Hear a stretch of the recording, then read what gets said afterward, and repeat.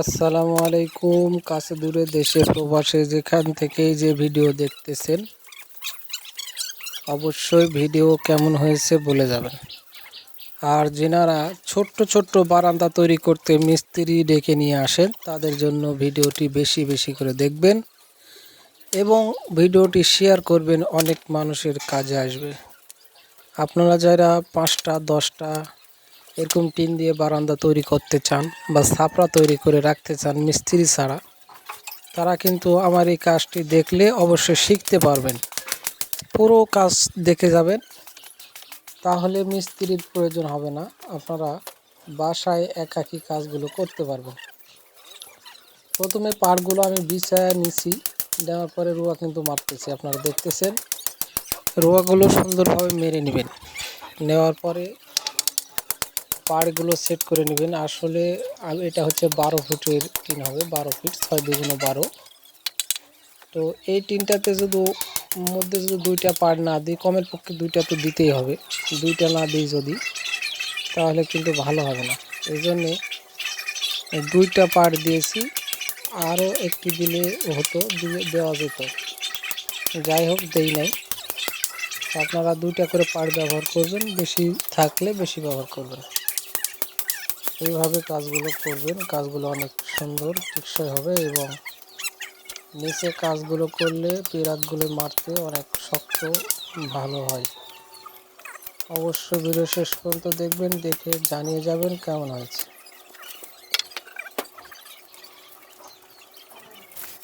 এটা হবে একটি দোকান ঘরের বারান্দা। দোকান ঘরে 4 স্টল হচ্ছে, এটা 4 স্টলের বারান্দা হচ্ছে। তো উপরে তৈরি করতে হলে খুঁটির উপরে কাজ ভালো হবে না, এই জন্যে আমি নিচে তৈরি করে নিচ্ছি যাতে কাজটা ভালো হয়। ভিডিও পুরোটা দেখবেন, তাহলে সম্পূর্ণ ভিডিওর মাঝে তথ্য পাবেন। ধন্যবাদ, ভিডিও দেখতে থাকুন।